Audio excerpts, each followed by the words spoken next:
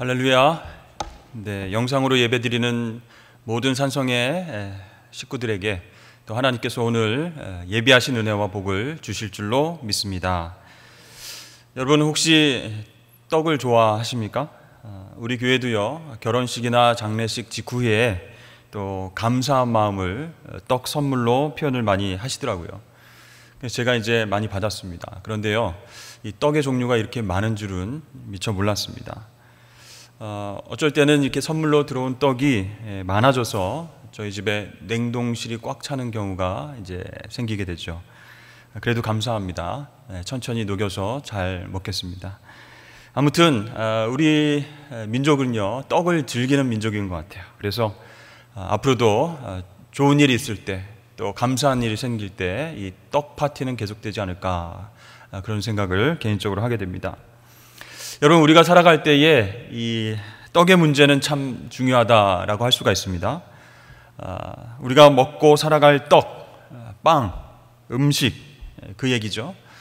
그것이 우리 가정에 공급되지 않으면 우리의 생명이 유지될 수 없기 때문에 떡은 우리가 살아가는 데 있어서 꼭 필요한 것이다 라고 할 수 있습니다. 근데 얼마 전에 안타까운 뉴스가 있었습니다. 부모님이 일터에 나가고 비대면 수업으로 인해서 집에 남아있던 형제들이 라면을 끓여서 먹다가 화재가 나서 크게 다친 일이 있었습니다. 그 뉴스를 볼 때 얼마나 안타까운지 모르겠어요. 경제적으로 소외되고 고통받는 가정이 많구나라는 사실에 너무나 가슴이 아팠던 그런 뉴스였습니다. 우리 교회는요, 위드 봉사를 아주 오래전부터 열심히 하고 있습니다. 혼자 사시는 어르신들과 또 어렵게 사시는 이웃들을 우리가 직접 찾아가서 작은 음식과 도시락을 나누면서 예수님의 사랑을 실천해 오고 있습니다. 자, 이렇게 떡의 문제, 먹고 사는 문제는 우리의 생명과 직결된 문제이기 때문에 무시할 수 없는 아주 중요한 문제다라고 할 수가 있겠죠. 자, 오늘 우리가 읽은 이 본문 말씀의 앞부분을 살펴보면요, 예수님께서 이 오병이어의 기적을 통해서 5,000명 이상을 먹이신 그런 사건이 나옵니다. 그런데 그 자리에서 놀라운 기적을 경험했던 사람들, 식사를 했던 그 무리들이 그것을 초자연적인 하나님의 기적으로 받아들이지 않고 단지 예수님을 이 먹을 것을 한량없이 제공해 주시는 초능력이 있는 존재, 랍비, 선지자, 이렇게 생각하고 주님을 따라왔다는 것입니다. 자, 예수님과 제자들은요, 오병이어 그 기적 사건 직후에 배를 타고 가버나움으로 그렇게 왔는데 이 무리들이 예수님과 제자들이 어디로 가셨지? 그 동선을 쫓아서 배를 타고 가버나움까지 쫓아왔습니다. 그리고 이제 만난 거예요. 예수님은 그들의 생각과 의도를 아시고 이렇게 말씀을 하십니다. 26절에 예수께서 대답하여 이르시되 내가 진실로 진실로 너희에게 이르노니 너희가 나를 찾는 것은 표적을 본 까닭이 아니요 떡을 먹고 배부른 까닭이로다. 이렇게 말씀합니다. 자, 여러분, 로마의 지배 아래서 정말 굶주리고 또 가난과 징병과 또 질병과 노동에 시달리던 그 이스라엘 백성들, 그들은 예수님께서 먹고 사는 문제를 해결해 주실 지도자다 이렇게 생각을 했습니다. 그래서 정치, 경제 지도자로서 우리의 왕이 되어주실 분이다 라고 그렇게 믿고 예수님을 따라왔던 것이죠. 그들이 예수님께 이렇게 얘기합니다. 31절에 기록된 바 하늘에서 그들에게 떡을 주어 먹게 하였다 함과 같이 우리 조상들은 광야에서 만나를 먹었나이다. 이게 무슨 말입니까? 광야 시대에 모세가 공급한 만나를 오늘날 주님께서 우리에게 공급해 주시면 안 되겠습니까? 그런 질문입니다. 떡과 물고기를 엄청난 사람들이 다 배불리 먹고 남겼기 때문에 광야 시대 때 모세가 만나를 나눠준 것처럼 이분도 우리의 왕이 되어서 지도자가 되어서 이 먹는 문제를 해결해 주시지 않을까, 그런 질문이에요. 그러자 예수님께서는 이 광야에서 내려준 만나는 모세가 준 것이 아니다. 그것은 하나님께서 내려주신 것이다.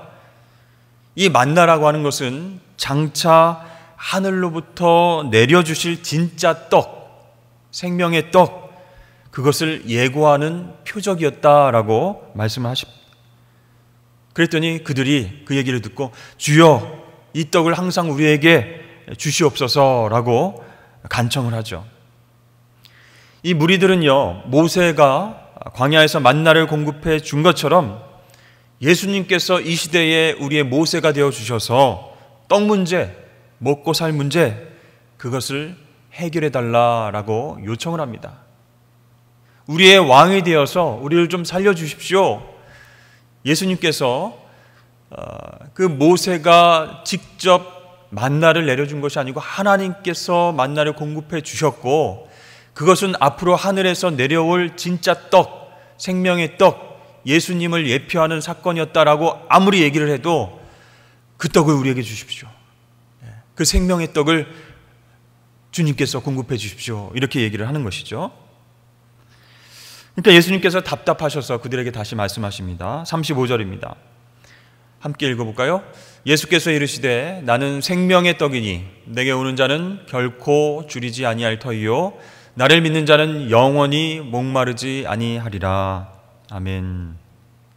그렇습니다. 예수님은 이 중요한 진리를 우리들에게 알게 하시기 위해서, 우리에게 선포하시기 위해서 오병이어 사건을 또 기적으로 베풀어 주신 것입니다.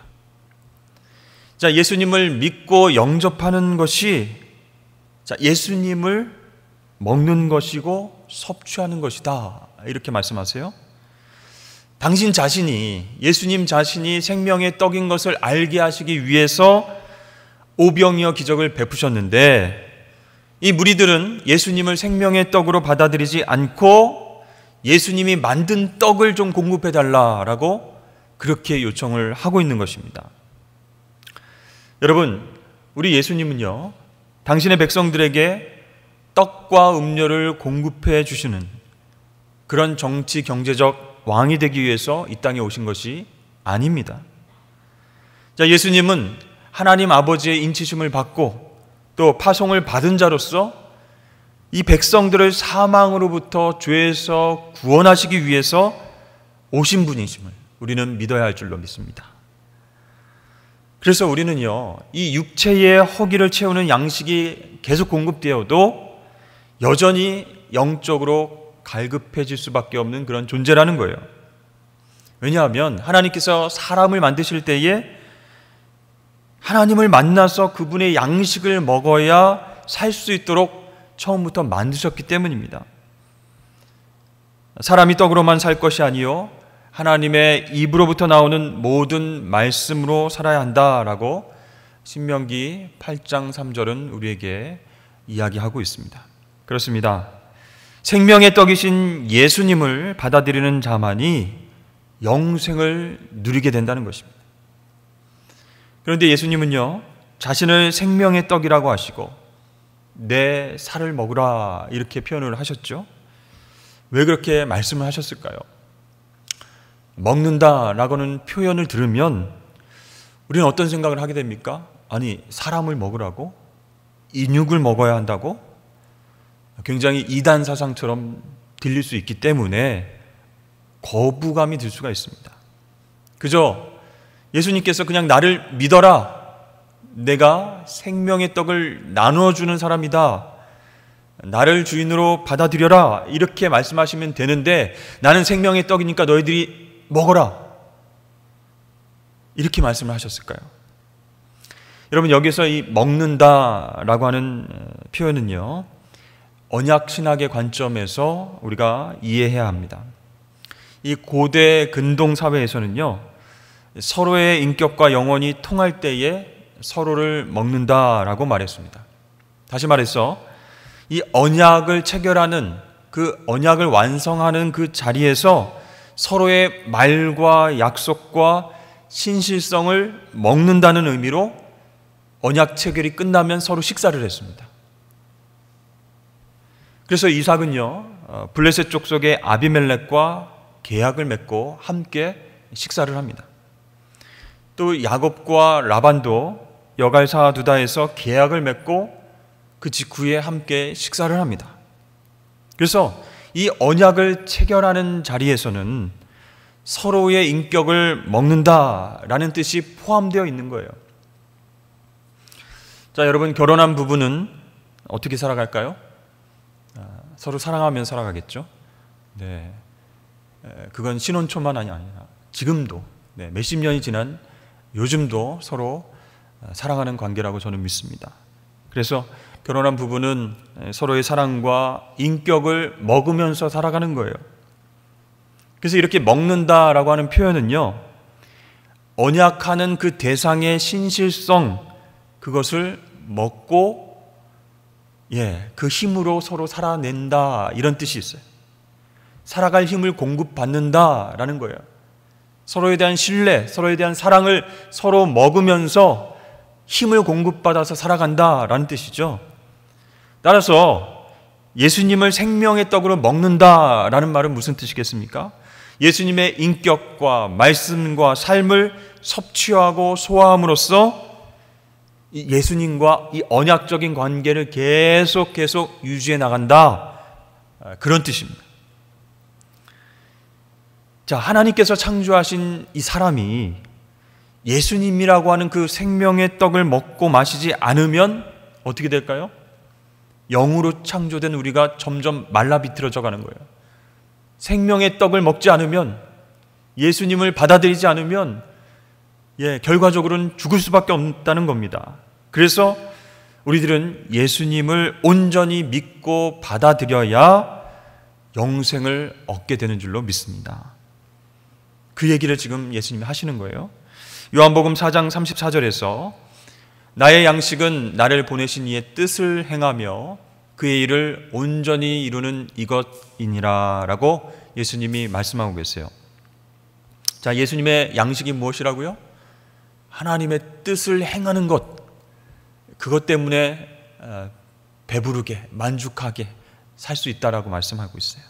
즉, 당신을 이 땅에 보내신 하나님의 뜻을 순종하면서 행하고 사는 것, 그것이 예수님에게 있어서는 진수성찬을 드시는 것과 똑같은 것이다 라고 말씀하는 거예요. 그러니까 하나님 말씀에 순종하면 힘이 난다는 겁니다. 그렇습니다. 하나님 말씀은요, 순종하는 그 사람에게 생명력을 주고요, 그에게 음료가 되어주고 양식이 되는 줄로 믿습니다. 그래서 여러분, 우리가 하나님의 말씀을 먹고 마신다라고 하는 말은요, 하나님께서 우리를 창조하실 때에 하나님 말씀이 들어가야 영원히 살 수 있도록 만들어진 존재라는 뜻이에요. 아무리 우리가 맛있는 산의 진미를 육체적인 어떤 그런 포만감을 위해서 먹고 건강을 위해서 먹고 그래도 하나님의 말씀이 들어가야 우리가 영원히 살아갈 수 있다, 우리 영원히 살아날 수 있다, 이렇게 말씀하고 있는 것이죠. 그래서 하나님의 말씀을 듣고 순종할 때 비로소 우리 영적인 피가 도는 거예요. 생명의 영양분이 순환되는 거예요. 그렇게 최적화된 몸이 바로 우리다라고 말씀하시는 겁니다. 따라서 하나님의 말씀을 먹는 행위가 곧 무엇이에요? 말씀이신 예수 그리스도를 받아들이는 것, 생명의 떡이신 예수님을 먹는 것, 그것과 일맥상통하다라는 것입니다. 여러분, 한번 생각해 보세요. 정말 힘들고 어려운 상황에서 여러분 살아가고 있어요. 낙심하고 절망하고 있는데 내 주변에 어떤 분이 또는 친구가 이렇게 어렵고 힘든 상황에서 정말 의롭고 진실되게 살아가고 있어요. 그 사람을 보면 어떤 생각이 들까요? 힘이 나는 거예요. 용기가 생기는 거예요. 아, 나도 저 사람처럼 이 어려움을 긍정적으로 잘 극복해 봤으면 좋겠다. 나도 하나님의 사람으로서 그렇게 살고 싶다라고 하는 마음과 용기가 생기게 되는 거예요. 그 사람의 삶과 그 사람의 말과 행동을 보면 그것이 바로 그 사람을 먹는다라는 뜻이에요. 그 사람의 삶과 그 사람의 열매를 흡수한다라는 뜻이에요. 마찬가지로 예수님을 받아들이고 그분을 생명의 떡으로 먹는다라고 한 말은 예수님의 말씀과 행동과 그분의 삶의 열매를 먹는 겁니다. 받아들이는 것입니다. 그래야 우리가 영원히 건강하게 변화될 수 있는 것이죠. 그래서 예수님께서는요 53절부터 55절에 이렇게 말씀을 하십니다. 예수께서 이르시되 내가 진실로 진실로 너희에게 이르노니 인자의 살을 먹지 아니하고 인자의 피를 마시지 아니하면 너희 속에 생명이 없느니라. 내 살을 먹고 내 피를 마시는 자는 영생을 가졌고 마지막 날에 내가 그를 다시 살리리니 내 살은 참된 양식이요 내 피는 참된 음료로다. 아멘. 여러분, 우리 주님은 죽기까지 하나님의 뜻에 또 하나님 말씀에 순종하셨습니다. 그러므로 우리가 예수님의 살과 피를 먹는 사람들은 하나님의 뜻에 순종하게 된다는 거예요. 또 하나님에 대해서 살아있는 존재가 되는 것이에요. 세상에 대해서는 죽고 하나님에 대해서는 살아있는 존재, 그렇게 변화된다는 뜻입니다. 그래서 주님의 살과 피를 먹는 자는 곧 예수님과 신비한 연합을 해서 하나가 된다는 뜻이죠. 그래서 주님이 내 안에, 내가 주님 안에 연합되어서 하나님께서 나를 이 땅에 보내신 사명이 무엇인가, 하나님의 뜻이 무엇인가를 발견하고 그렇게 살아가게 됩니다. 주님의 생명이 나의 생명이 되게 되는 것이죠. 결국 영원한 생명을 누리게 되는 줄로 믿습니다. 그래서 예수님이 생명의 떡이에요. 그 생명의 떡을 우리가 먹어야 그분의 말씀과 그분의 행동과 삶의 그런 열매들을 섭취해야 우리가 살 수 있다는 거예요. 영원한 삶을 살 수 있다는 거예요. 오직 예수밖에 없다는 거예요. 오직 한 길이라는 거예요. 여러분, 미라를 보신 적이 있으십니까? 저는 몇 년 전에 용산에 있는 한 박물관에서 이집트 기획전을 우리 아이들과 같이 가서 본 적이 있습니다. 거기에 이제 미라가 많이 전시되어서 직접 이제 보기도 했습니다. 근데 이집트에서는요, 사람이 죽어서 이제 그냥 땅에 묻지 않고 미라를 만들어 놓습니다. 그러면 이 사람이 사후세계랑 연결이 돼서 죽음으로 떠나버렸던 그 영혼이 다시 돌아와서 영원히 살 수 있다, 그렇게 믿고 있었기 때문에 미라를 만들었죠. 사람이나 동물, 키우던 개나 고양이도 미라로 만들었어요. 시체가 썩지 않는 채로 보존할 수 있도록 방부 처리를 이렇게 해놓습니다. 그래서 이제 죽은 이후의 세계, 사후 세계에 들어가서도 영원히 살 수 있다라고 믿었기 때문에 그런 미라를 제작하게 된 것이죠. 또 여러분, 그 마이클 잭슨이라고 하는 팝 가수를 아시죠? 팝의 황제라고 하는 별칭을 받은 것처럼 전 세계의 수많은 팬들에게 엄청난 사랑과 인기를 받았던 그런 슈퍼스타입니다. 그런데 그는 공공연하게 사람들 앞에서 자기는 150세까지 살 수 있다, 이렇게 말을 했어요. 차라리 영생을 한다 이렇게 말하면 좋겠지만 그건 좀 무리였던지 150까지 살 수 있다, 이렇게 얘기를 했습니다. 자, 그렇게 살려면 어떻게 해야 될까요? 잘 먹어야 되고 건강에 신경 써야 되겠죠. 그래서 이 마이클 잭슨은 개인 위생에 엄청나게 신경을 많이 썼다고 합니다. 세균에 감염이 될까봐. 그때 당시는 이런 코로나 바이러스도 없었는데 항상 마스크를 끼고 다녔어요. 그래서 어떤 작은 세균이 나를 침투해서 내 수명이 짧아질까봐 걱정을 한 거죠. 항상 마스크를 끼고 장갑을 끼고 세균이 옮지 않기 위해서. 또 담배를 피우다가 떨어뜨렸어요. 땅에 떨어뜨렸는데 이 카페트나 아니면 이 땅에 있는 세균이 담배에 옮을까봐 이 떨어뜨린 담배꽁초도 죽지 않았다, 그런 이야기를 들었습니다. 집에서나 밖에서나 항상 30분 단위로 계속 손을 씻었고요. 또 젊어지기 위해서 매일 100% 농축 산소가 들어있는 그 통에 들어갑니다. 그 튜브 속에서 하루에 몇 번씩 들어갔다 나왔다 하는 거예요. 네, 산소를 많이 먹으면 여러분 젊어집니까? 아무튼 농축 산소통에 들어가서 계속 있는 거예요. 그러면 내가 젊어지고 150세까지 살 수 있다, 이렇게 믿었던 거죠.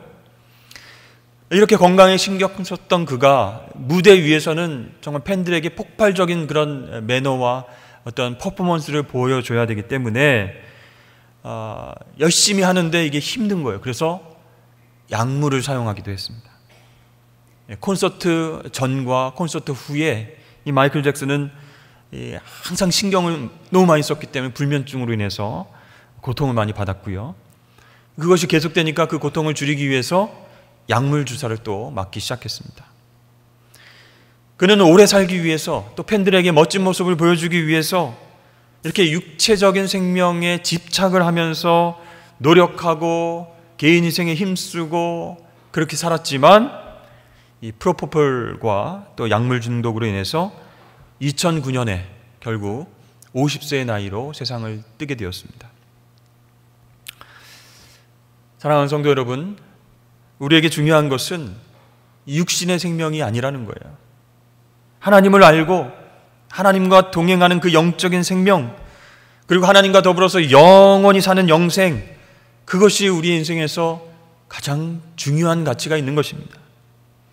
온 천하를 얻고 그리고 엄청난 부자가 되고 가장 행복한 삶을 100년 동안 산 사람일지라도 하나님과 화목하고 하나님과 교제하고 하나님과 더불어 사는 영생을 얻지 못했다면 그보다 불쌍한 삶이 없는 것이에요. 이 영적 생명의 중요성과 축복을 알지 못하기 때문에 사람들은요, 지금도 심장 뛰는 이 육체적 생명에만 매달려서 그렇게 살아가고 있는 건 아닌가라는 생각이 듭니다. 예전에 제가 병원 신방을 갔는데요, 중환자실에 신방을 가면 굉장히 마음이 무겁습니다. 왜냐하면 중증 환자들, 곧 소천하실 분들도 그곳에 많이 있기 때문이죠. 중환자실에 계신 성도를 신방하기 위해서 보호자와 함께 그렇게 들어갔습니다. 기도하고 위로하기 위해서 중환자실에 들어가서 그 환자 앞에 섰는데, 사방에서 이제 아프다고 힘들다는 그런 신음소리를 내시는 거예요. 그런데 한쪽 저쪽에서 이 가족들과 함께 이 환자의 마지막 순간을 맞이하는 그런 분들의 소리가 들리기 시작했습니다. 그러니까 그 순간에 생명을 조금이라도 좀 연장시키기 위해서, 또 환자의 의식이 조금이라도 돌아와서 가족들하고 인사하고 마지막 빠이빠이 하고 인사를 하기 위해서 얼마나 눈물 나는 노력을 하는지 몰라요. 그래서 제가 지금 신방을 하고 기도를 해야 되는데 저쪽에서 막 크게 울면서 소리가 들리는 거예요. 엄마, 막내딸 왔어요. 눈 좀 떠보세요. 불쌍한 우리 엄마, 내 마지막이라도 내 얼굴 보고 얘기해야 되는데 내 목소리 들려요? 막 흔들면서 울면서 엄마 한 번만 눈 떠보세요. 막 이런 소리가 계속 들리는 거예요.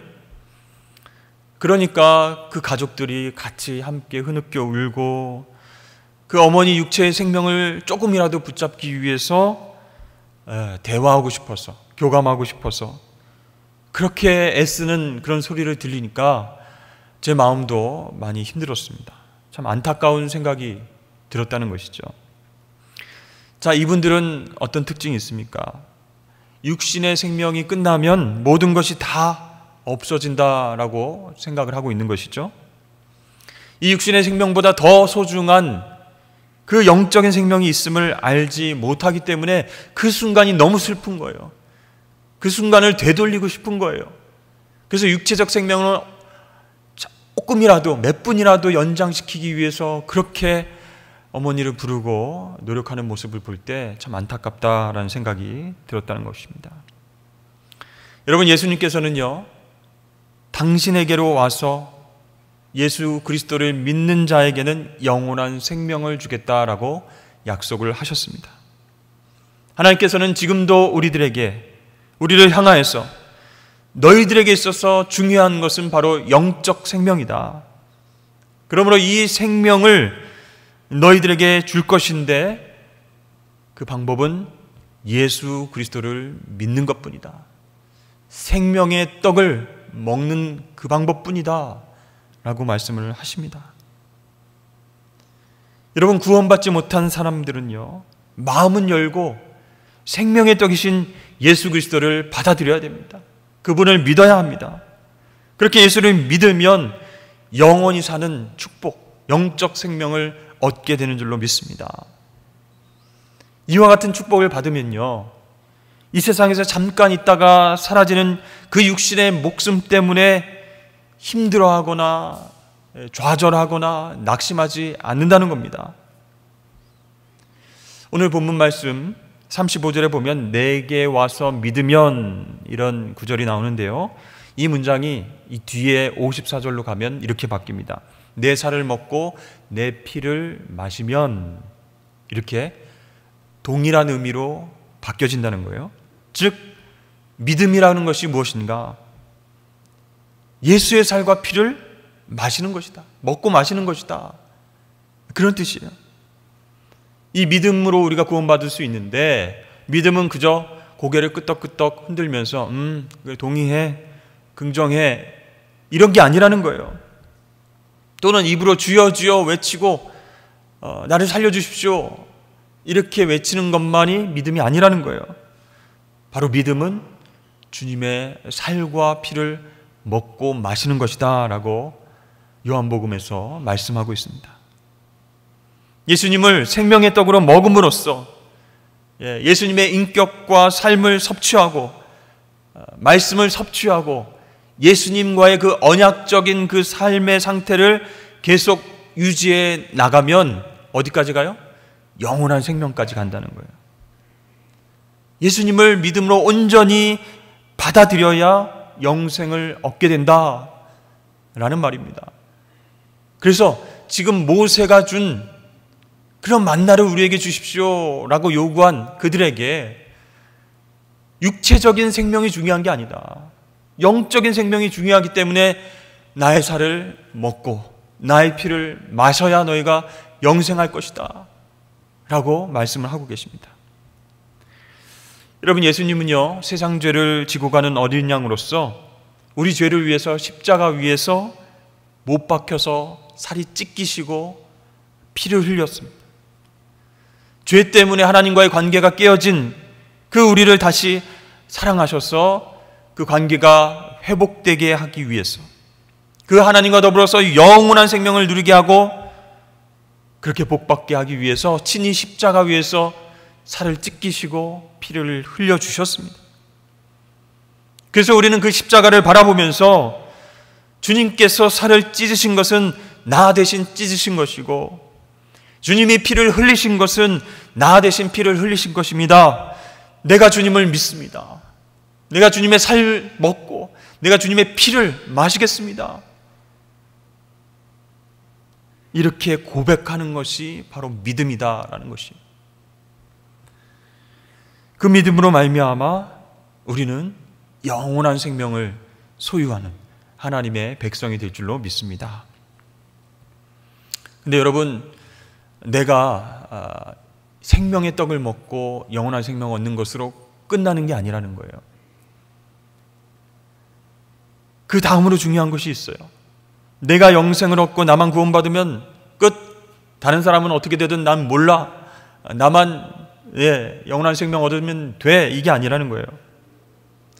자, 예수님께서 십자가 위에서 살과 피를 다 나누셨죠. 즉, 그 얘기는 자신의 몸과 자신의 피를 다른 사람을 살리기 위한 식사로 제공하셨다는 겁니다. 그 예수님을 믿는 우리는 마찬가지로 예수님처럼 내 자신을 내어줌으로써, 섬김을 통해서 내어줌으로써 하나님의 사랑과 은혜를 전해야 된 그런 사명이 있는 거예요. 우리 41절과 42절 말씀 보여주시죠. 우리 함께 읽어보겠습니다. 시작. 자기가 하늘에서 내려온 떡이라 하심으로 유대인들이 예수에 대하여 수군거려 이르되 이는 요셉의 아들 예수가 아니냐. 그 부모를 우리가 아는데 자기가 지금 어찌하여 하늘에서 내려왔다 하느냐. 자, 여러분, 나는 하늘에서 내려온 떡이다 라는 얘기를 들었을 때 이스라엘 백성들, 유대인들은 어떻게 생각했을까요? 어떻게 된 거 아니야? 분명히 그 아버지와 아들을, 요셉과 마리아를 우리가 알고 있는데 자기가 무슨 하늘에서 내려왔다고 그래? 이렇게 얘기하는 거예요. 이단 교주나 얘기할 법한 그런 말. 머리는 백으로 이렇게 기름을 바르고, 네, 하얀 양복을 입고 백구들을, 나는 하늘에서 내려왔어, 이렇게 이단 교주들이나 할 법한 얘기를 주님께서 하시는 것 같아요. 나는 하늘에서 내려온 떡이다, 나를 먹어라, 이렇게 말씀하시면 이 군중들이, 무리들이 복종을 하라는 얘기인가? 어떻게 하라는 얘기인가? 뭐 이런 생각이 들 정도로 약간은 거부감이 들 수 있습니다. 그러나 여러분, 이 말씀을 잘 우리가 해석해야 됩니다. 이러한 예수님의 주장은 내가 하늘로부터 온 떡이다, 하늘에서부터 내려온 생명의 떡이다 라고 말씀하는 것은 자기의 비움과 복종과 순종을 요구하는 이야기야. 그 얘기는, 하늘에서부터 내려왔다는 얘기는 하나님 아버지께서 나를 파송하셨다는 얘기예요. 그것을 강조하는 말씀이에요. 내가 왕적 권위를 가지고 내가 짠 하고 이 땅에 내려왔다, 너희들을 구원하여 주기 위해서 왔다가 아니라 하나님께서 나를 보내셨다, 파송하셨다. 그 하나님의 계획에 나는 순종하고 복종해서 이 땅에 내려온 생명의 떡이다 라는 얘기예요. 자, 이렇게 하늘에서 내려오셨기 때문에 자신의 이기심을 채우려고 하는 어떤 행동도 예수님은 하지 않으셨습니다. 오히려 죽기까지 하나님 아버지께 순종하기 위해서 그렇게 몸부림치셨어요. 그래서 나는 하늘로부터 내려온 떡이다, 나를 믿으라, 나를 먹으라 라고 말씀하십니다. 그러므로 여러분, 누구든지 하늘에서 내려온 생명의 떡 예수님을 먹으면 예수님과 하나가 되는 거예요. 예수님처럼 생각하고 행동하게 되는 거예요. 이기심을 버리게 되고 교만을 버리고 나에게 생명을 주시고 나를 보내주신 그 하나님 말씀에 순종하게 됩니다. 그리고 예수님처럼 나를 내어주게 되는 거예요. 그리고 희생해서 다른 사람의 생명을 구하기 위해서 애쓰는 삶을 살게 되는 것입니다. 자, 예수님의 제자들은 처음에는 예수님의 말씀과 또 십자가 사건을 잘 이해하지 못했죠. 그런데 부활하신 예수님을 만나고 나서 또 하늘로 승천하시고 나서 그들의 사명을 깨닫게 됩니다. 그리고 이 예수님의 제자들은요, 예수 생명의 떡을 먹고 순교하는 삶을 살아냅니다. 다른 영혼들을 구원하기 위해서 기꺼이 자신의 살과 피를 내놓는 그 십자가의 길을 걸어가게 되는 것입니다. 아, 그럼 제자들 정말 실패한 인생을 살았구나. 자기 스승처럼 십자가에서 거꾸로 매달려 죽이고 사형당하고 핍박당하고 그렇게 죽었구나. 그게 아니라 그 제자들은요, 영생을 사는 축복의 길로 주님과 함께 나아가게 된 줄로 믿습니다. 사랑하는 성도 여러분, 생명의 떡이신 예수 그리스도를 믿고 받아들임으로 인해서 우리도 예수님처럼 자신의 살과 피를 죽어가는 영혼들을 위해서 내놓고 섬기는 그런 예수님의 제자가 되어야 할 줄로 믿습니다. 근데 오늘날 기독교가 그걸 하지 못하는 거예요. 기독교는 자기 부정이에요. 십자가 정신이 살아있어야 하는 거예요. 그래야 세상에서 하나님의 영광이 드러나고 죽어가는 영혼들을 생명의 떡을 먹여가면서 살릴 수 있는 겁니다.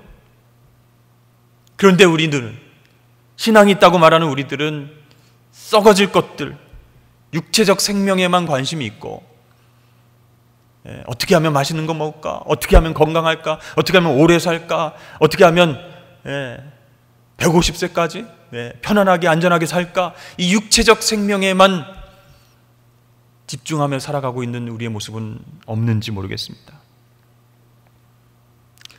오늘 말씀을 통해서 주님께서는 영원한 생명에 우리가 관심이 있어야 된다. 그래야 세상 사람들에게 인정받고 세상을 복음으로 물들일 수 있다. 예수님의 제자는 자신의 살과 피를 내어놓는 그런 섬김의 자세로, 희생의 자세로 살아가야 하는 사람들이다. 왜냐하면 예수님이 그렇게 사셨으니까. 그리고 우리는 사랑으로 그분과 연합되었으니까 우리도 그 길을 가야 된다라는 거예요. 여러분, 오늘 말씀 예수님께서 이렇게 말씀하셨습니다. 나는 생명의 떡이다. 그렇게 말씀하신 예수님의 뒤를 따라서 정말 힘든 길이지만 제자로 살아가셔서 승리하시길 주의 이름으로 간절히 축원합니다. 기도하겠습니다.